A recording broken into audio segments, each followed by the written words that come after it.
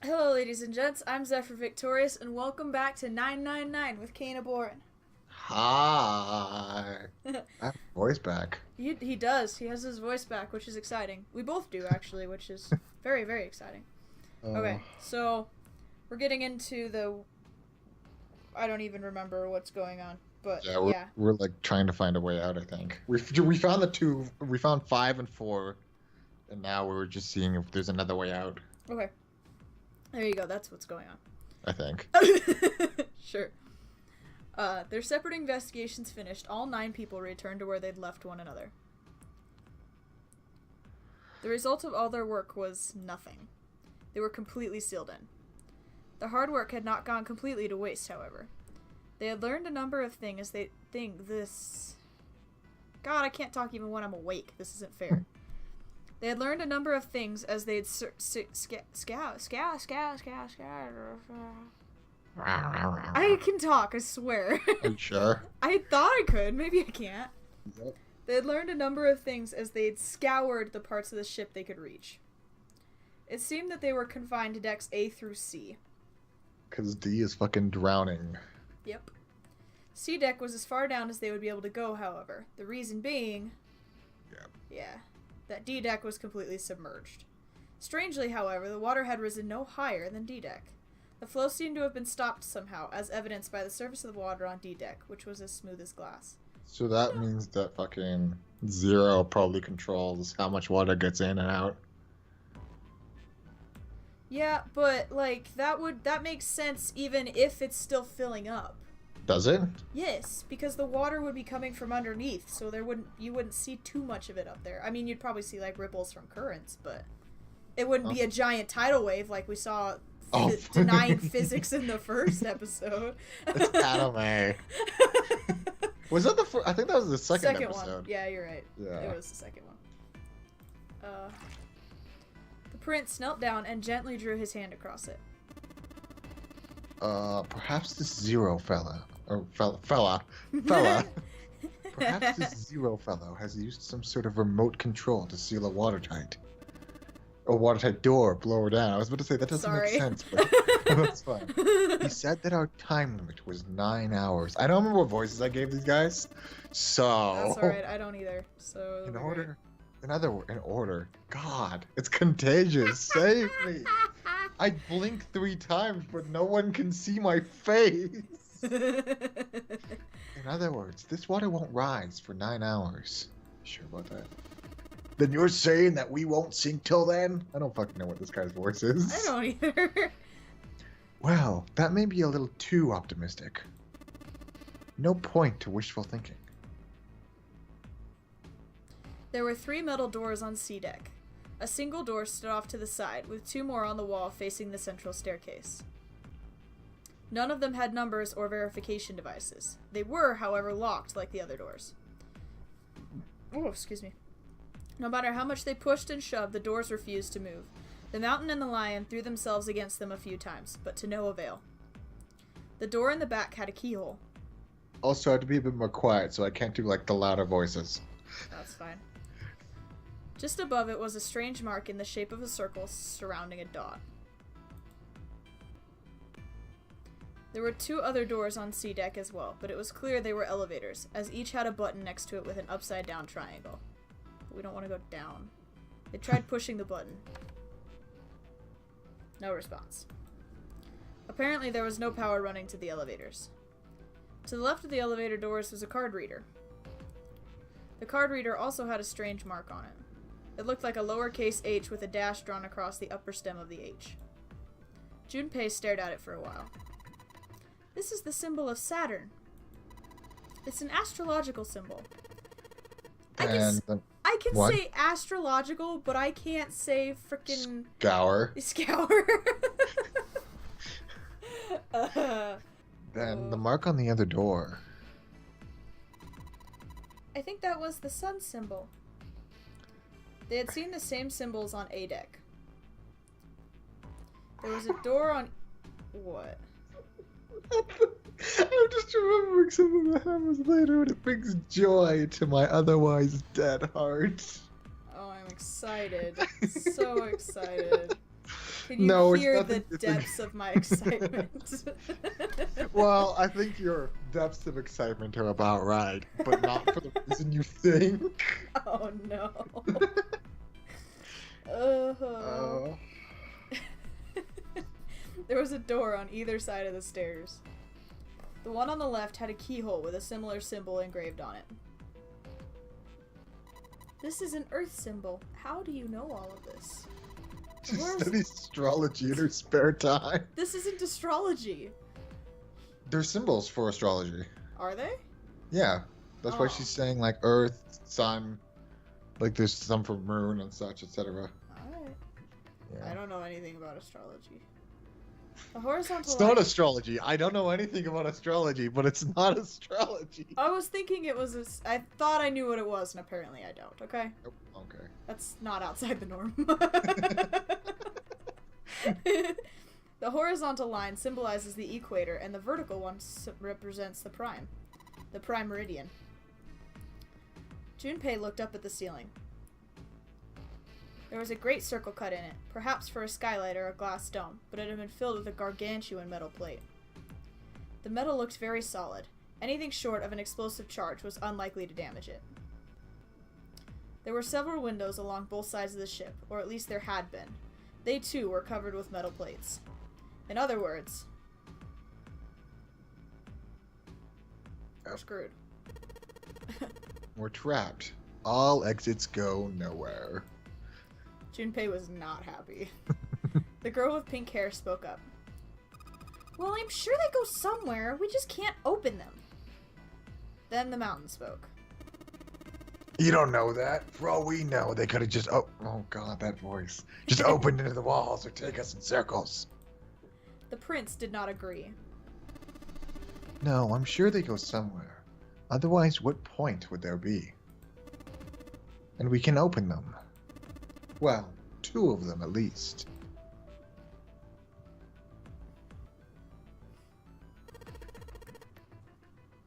You mean the numbered doors? All eyes turned towards the doors with numbers on them. The atmosphere in the room grew tense. Hey, wait a minute. I think I said this earlier, but I don't think we should do that. The dancer moved in front of the doors as if to block them. We'd have to be crazy to open these doors. Oh no. Sorry. That's fine. If we do that, we're doing exactly what Zero wants us to do. Suddenly, everyone began to speak at once. I agree. I don't. That's a terrible idea. We should keep going. We should stay here.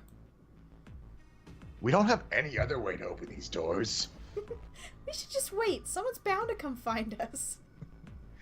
We don't have time for that. Ain't nobody got time for that. In 8.5 hours, this ship is going to sink. The clamor of voices made it next to impossible to determine who was saying what. Their arguments grew more and more intense until people were shouting and screaming at one another. Junpei had remained silent, but at last he could take no more. Hey! Shut up! Hey, look, it's your favorite line. They fell silent and all eyes turned to Junpei. He felt each stare burning into him, but he refused to flinch. Before we try to decide where we're going to go, there's something else we ought to do. What's that? We need to exchange information. We don't know anything about each other. I want to know who you guys are. Who you are, where you came from, and why you ended up here. Don't tell me you aren't curious, too. They were silent. Some of them looked the other way, or bit their lip, or crossed their arms and stared at the ceiling. But one of them spoke up. It was Akane. I agree. I think Jumpy is right. I forgot about that. Jumpy. Oh, I'm sorry. I'm talking about him. I just call him Jumpy. His name is Junpei. Thanks. She pointed toward Junpei. We're childhood friends. We went to the same elementary school. Wait, stop. Don't tell us stuff we didn't ask you about. Zero's probably watching us right now. What are you gonna do if he's listening in? Well, what?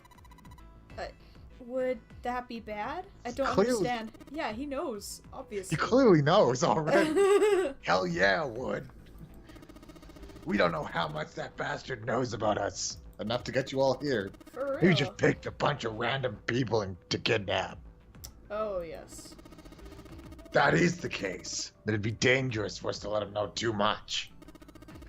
If Zero knows who we are, he could go after our families. Pretty sure your families are dead.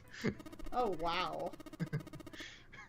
Maybe he'd tell us he had them to get us to do stuff, you know? What? Yeah, that makes sense, I think. It does.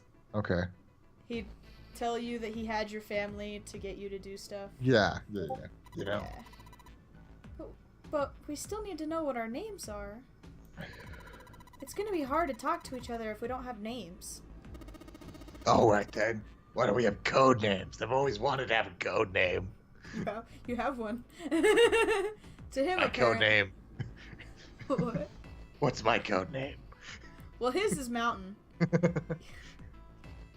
Oh, 'cause I'm big, right? To him, apparently, it seemed like the obvious solution. Code names. Yeah, we'll each pick something. Like, I'll be 7. 7? Why are you 7? It seemed like a fair question. Mountain stuck out his left arm. 'Cause this bracelet's number says 7. Oh yeah, Silver. Oh, I get it. Yeah, that's a good idea. He smirked. Alright, I'm gonna be Santa. Any of you chumps know Japanese? No? Well, San means 3, so I'll be Santa. You know, like Santa Claus? Fits, don't you think? No. Then your bracelet number. Yeah, it's got a 3 on it. Good job, Grandpa. Just like the Mountain had done, Silver thrust out his left hand. Sure enough, the face of his bracelet read 3. Very well, then. I'll go next, shall I? My bracelet number is 1. Given that, I think Ace seems appropriate. Of course you think Ace sounds like a great nickname. I'll be Lotus then, as I'm sure you all know it has 8 petals. Which means, of course, that my bracelet number is... Is it 3? It's 8. How did you know? I would appreciate it if you would call me Snake. Solid Snake. I can't do that one. My bracelet number is 2. Since Ace has chosen cards, then I choose dice. Snake eyes, clearly. Which is particularly relevant given that I am blind. Blind? Really? He'd kept his eyes closed during their entire ordeal, which had suggested something strange, but to hear it said so casually, it was something of a surprise. Everyone seemed a little nervous at the prince's proclamation, but no one seemed to know how to react to it. There was one person, however, who didn't seem to be surprised in the least. The girl with pink hair. I want to be Clover. You know, like a 4-leaf clover. Good luck, right? Looking almost bored, she held out her left hand. Oh yeah, Snake didn't do that. Snake, yeah, it's true he didn't. The face of... No, he did. Did he? Didn't he? Yeah. I don't remember. Oh, Thought okay. he did. I've been paying such good attention. So have I. Look at the footage, let me know. Okay. The face of her bracelet showed the number 4. To be fair, Snake's blind, though. He would only know because she told him. Yeah, that's true. They'd come around to Junpei. He held out his bracelet. Oh wait, my number's 5, so my code name's gonna be... Why have one? It's not like there's any point to it now. The dancer cut him off mid-sentence. I mean, we all know your name already. You're Junpei. Oh. They all nodded. I wanted Alright. a code name I too. didn't get a cool code name. Akane stepped forward nervously. Then you should all call me by my name too. Because, I mean, it doesn't seem... It doesn't seem fair to Jumpy. You're thinking it's not cool for you to hide your name after you told us his. Akane fidgeted awkwardly. Junpei decided he had to do something. What's your bracelet number? It's 6. She hesitated for a moment, then held out her left hand. As she'd claimed, the bracelet's face showed a 6. Well, you can't really lie about that. Yeah. I mean, you could, you just wouldn't show it. Yeah. Junpei looked at it for a moment and thought. Alright then. Why don't we call you June? Oh. June. Yeah, you know, it's the 6th month of the year, you fucking idiot. So you're June. So we've got June and Junpei. I see something going on here that Oh, I'm... absolutely. Wink, wink. Jumpy. Akane kneaded her hands and looked up at Junpei, uncertain. He smiled back at her reassuringly. Are you good with that? No, I hate it. It's awful. I cannot imagine why you did that. She thought about it for a few more minutes, then seemed to come to a decision and gave Junpei a nod. Their names decided, Junpei ran over them quickly in his head. 1 was Ace. 2 was Snake. 3 was Santa.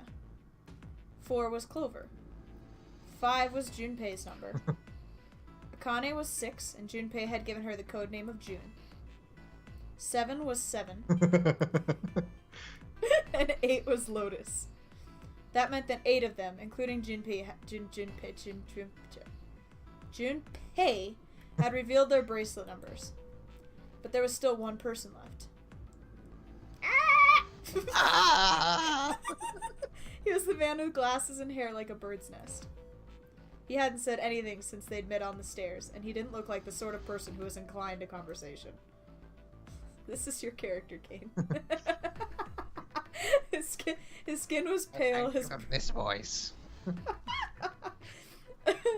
His skin was pale, his breathing was heavy, and he was soaked with nervous sweat. His behavior seemed very suspicious, or perhaps simply emotionally unstable. It was difficult to tell.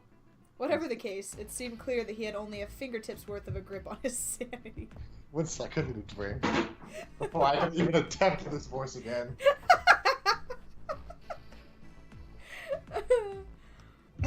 Let's do it. Ah, no, I still can't. There we go. Hello. I'm the 9th man. Hello, how are you guys today? My voice is still a little gone.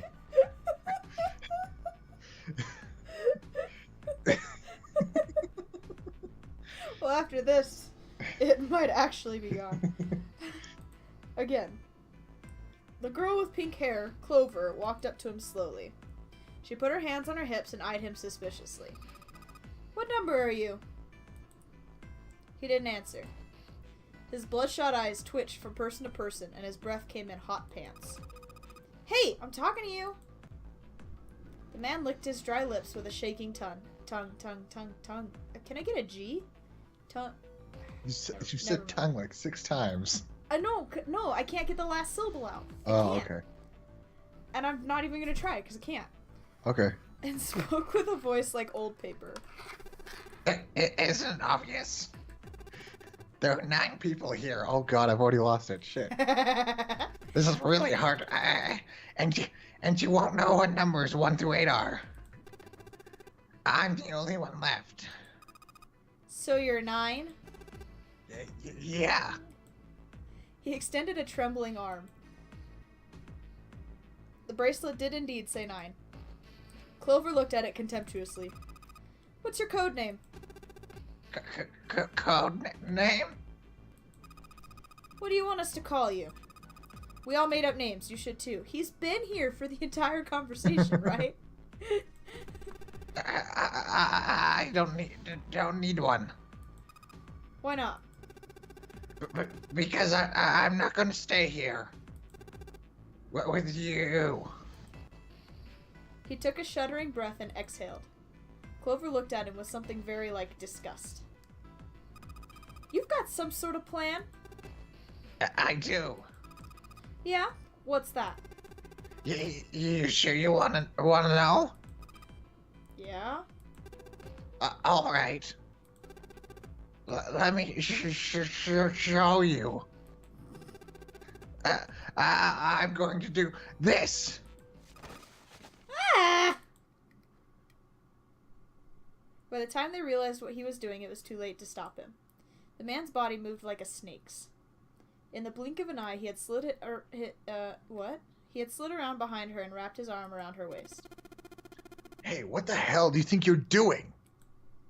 Silver, Santa, leapt forward toward Clover and the ninth man. He was halfway there when... Stay back! Suddenly, the man's hand dove into his pocket. Whoa, where'd he get that? He came back out with a knife. A pocket knife. He held it to Clover's pale, quivering neck. Whoa. If you get any closer, I'll cut her open. Santa skidded to a halt. He snarled at the scrawny man with the knife and gritted his teeth. Yes, that's right. The man's smile was neither friendly nor reassuring. Sweat poured down his neck, soaking the collar of his shirt. Clover, are you all right? The prince, Snake's voice, sounded oddly concerned. Yeah, I'm fine. Her voice shook, making her words even less convincing. What the hell are you trying to do? Oh yeah, my voice is already going up here. I told you. This is my plan. What are you gonna do to her, you sick son of a bitch? Don't worry. I'm not gonna do anything to her. If she just does what I just tell her to do, I'll let her go. Dude, that voice sounds so rough. He started to move backwards, slowly, keeping his grip on Clover. Keeping their distance, Junpei and the others followed. Eventually, the man reached the wall. He gave a start as his back touched it, then glanced around quickly and spoke. You verify. Huh?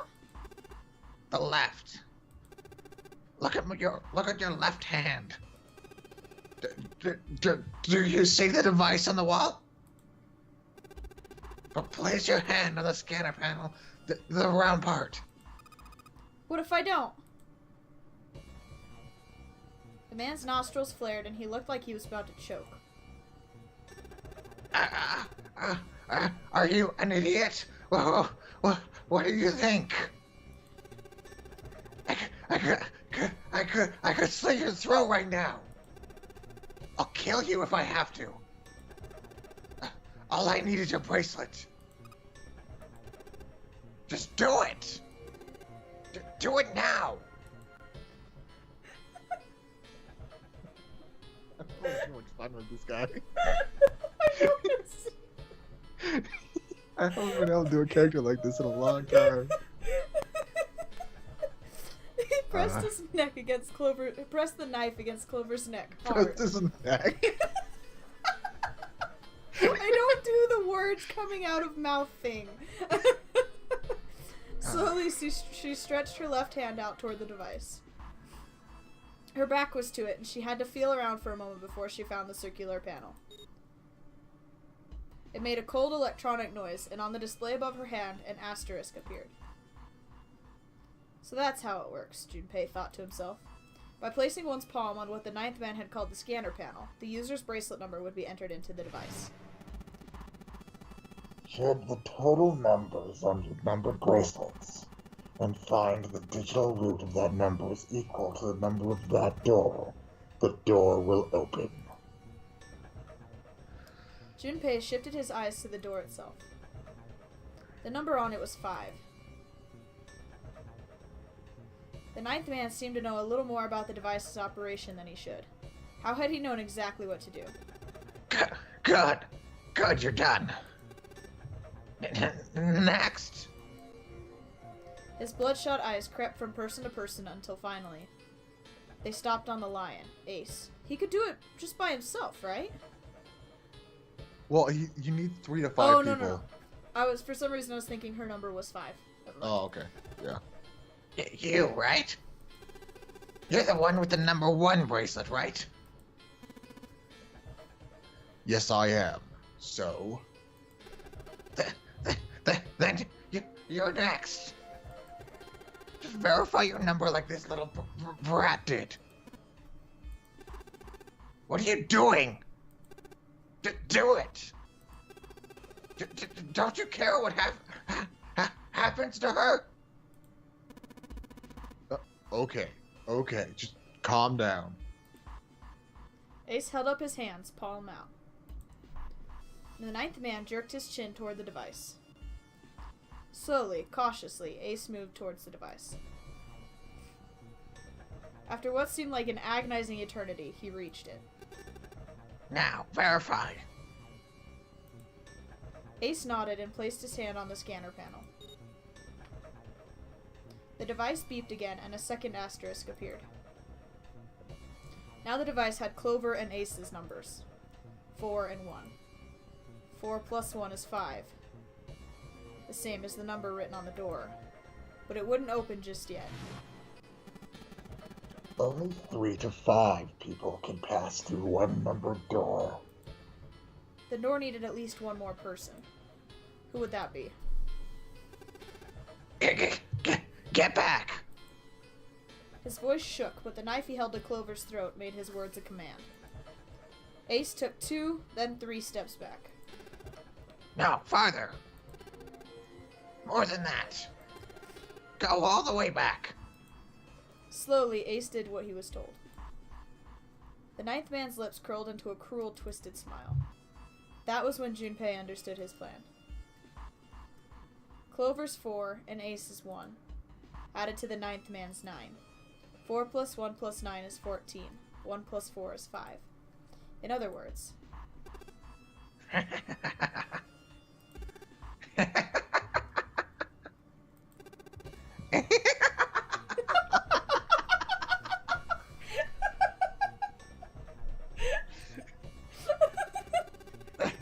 Thank God you were all so cooperative. Now I can get out of this nightmare. Oh, He yeah. pressed- And that voice fast. Yeah. He pressed his own hand against the scanner panel. A third asterisk appeared on the screen. He dropped his hand to the lever on the side of the device and pulled.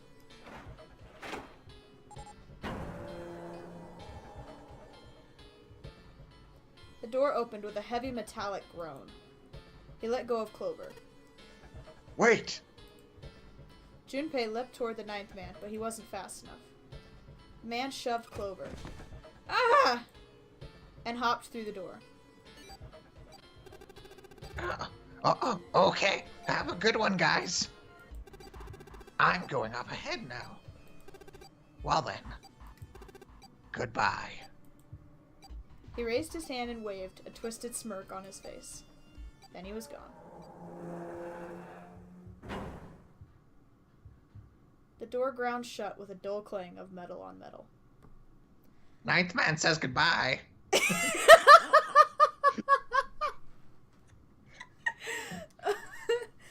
So that was 999. Thank you guys so much for watching. I'm going to leave a link to Kain's channel in the description below. You guys should go check it out. He's got lots of interesting stuff over there. So if you want to figure out what I mean by interesting, you better go look yourselves. But thank you guys so much for watching, and we'll see you next time. Bye! Bye. I'm pretty sure this voice gives them a pretty good idea what interesting is.